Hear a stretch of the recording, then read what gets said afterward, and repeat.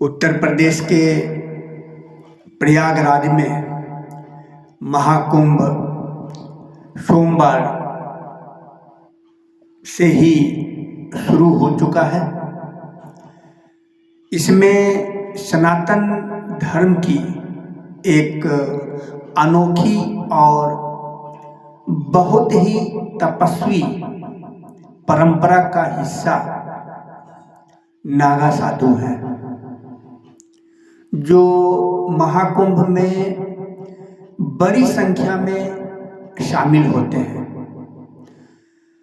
अक्सर लोगों के मन में एक प्रश्नावली सी तैयार हो जाती है कि ये नागा साधु आते कहाँ हैं,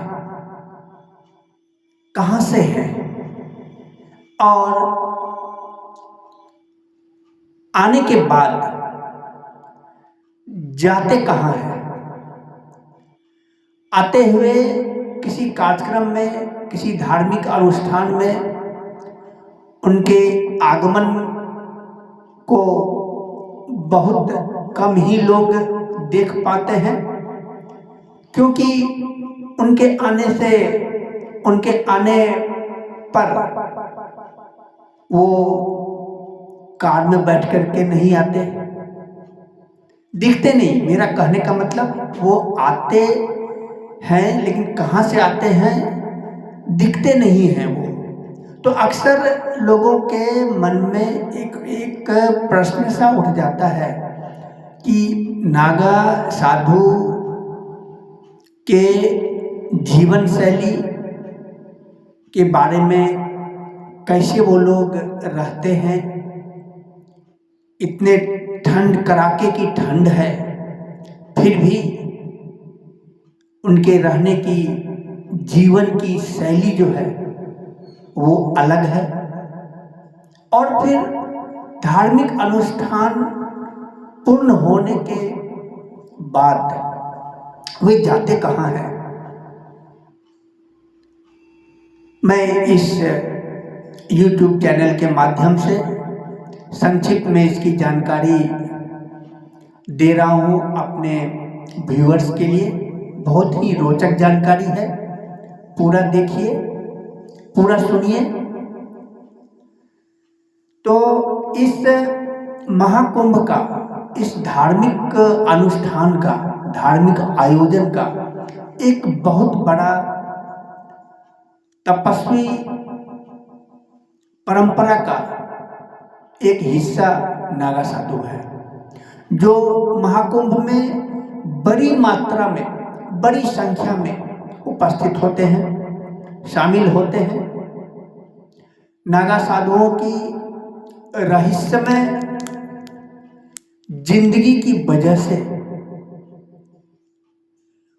वे सिर्फ सामाजिक रूप से कुंभ में ही दिखाई देते हैं।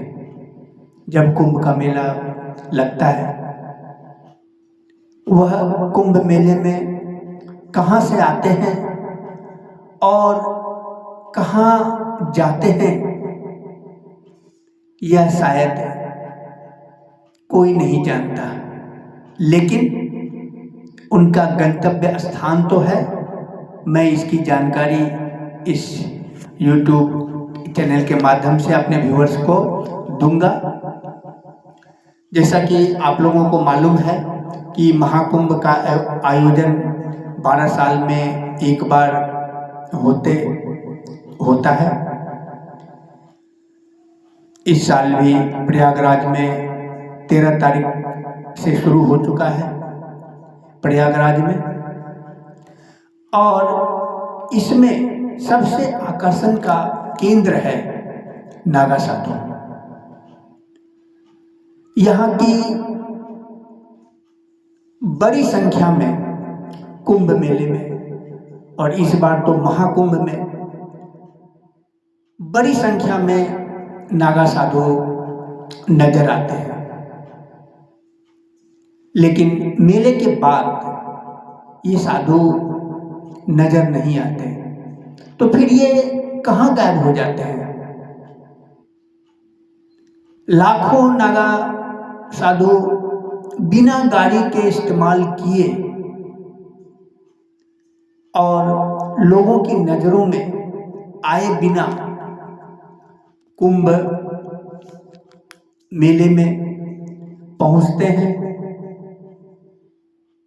ऐसा कुछ लोग मानते भी हैं कि ये हिमालय में रहते हैं, गुफाएं में रहते हैं, जंगल में रहते हैं और सिर्फ कुंभ मेले में ही ये दिखाई देते हैं।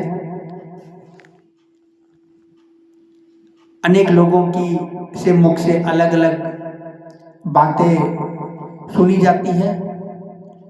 कुंभ में दो सबसे बड़े नागा अखाड़े वाराणसी में, और वाराणसी में जो है उनको महानिर्वाण अखाड़ा के नाम से जाना जाता है, और पंच दशनाम जूना अखाड़ा है।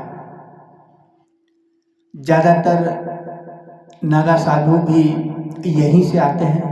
ये दो बहुत बड़े अखाड़ा हैं नागा साधु के। नागा साधु अक्सर हाथ में त्रिशूल लेकर चलते हैं और अपने शरीर को पूरी तरह भस्म से लपेटे रहते हैं। वह रुद्राक्ष की माला और जानवर के खालों का उपयोग करते हैं, पहनते हैं। कुंभ मेले में सबसे पहले उन्हें स्नान करने का अधिकार होता है, उसके बाद ही बाकी श्रद्धालुओं को स्नान करने की अनुमति दी जाती है।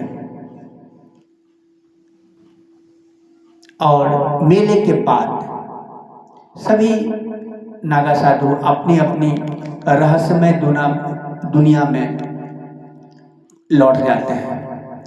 अब प्रश्न उठता है कि नागा साधु की जीवन शैली कैसी होती है, किस प्रकार वे जीवन यापन करते हैं, समय बिताते हैं।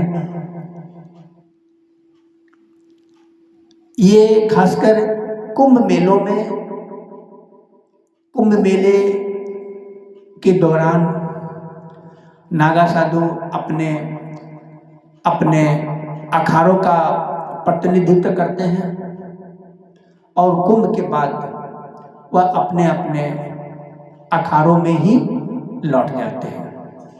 अखाड़े भारत के अलग अलग हिस्सों में स्थित हैं, और ये साधु वहाँ ध्यान, साधना और धार्मिक शिक्षा देते हैं। नागा साधु अपनी तपस्वी जीवन शैली के लिए माने जाते हैं।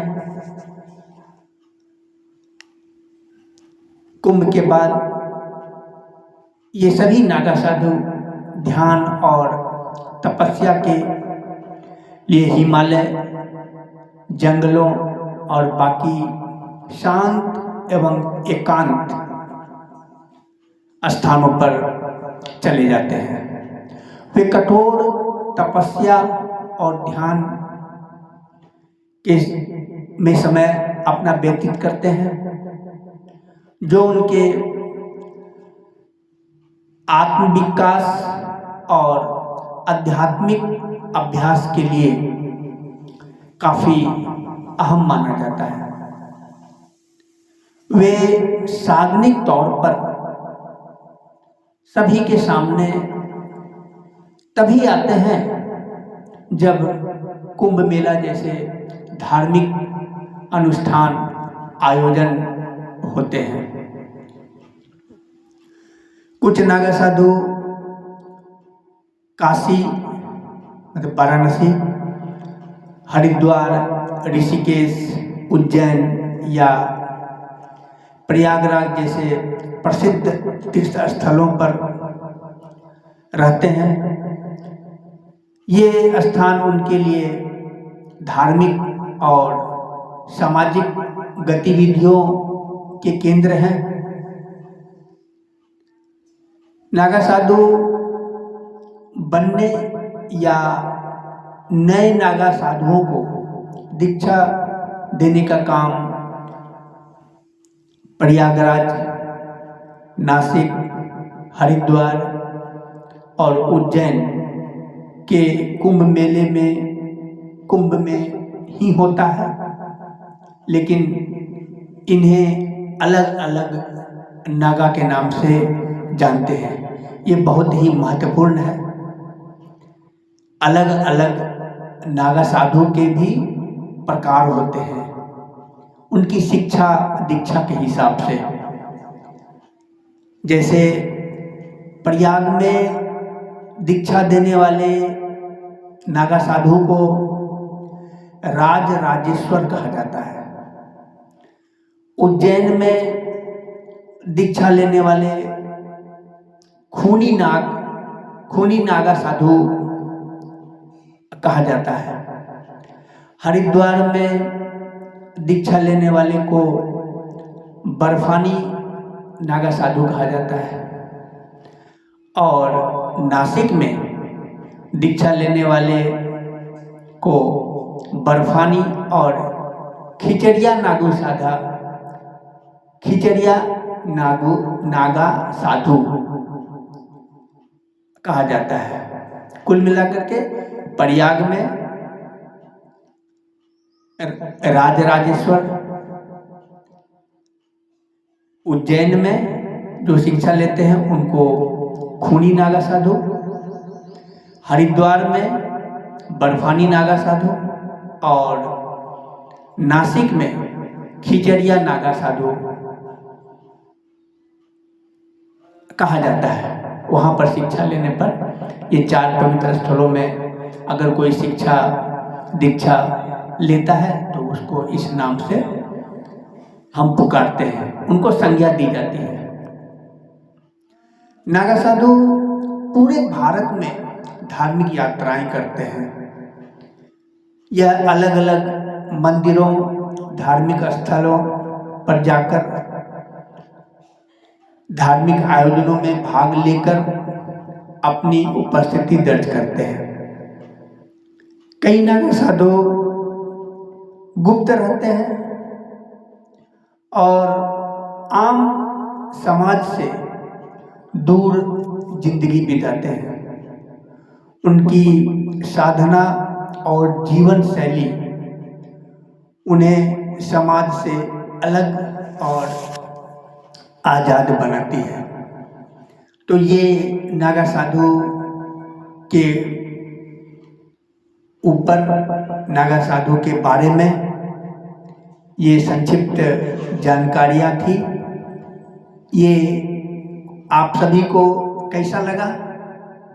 अगर अच्छा लगा हो तो निश्चित रूप से कमेंट कीजिएगा, और जिसने अभी तक हमारे YouTube को चैनल को सब्सक्राइब नहीं किया है वो सब्सक्राइब अवश्य कर दें, क्योंकि हमने जो नई पोस्ट हम धार्मिक और अन्य क्षेत्रों के हिसाब से इस YouTube चैनल पर करते हैं तो वो आप तक सबसे पहले पहुँचे।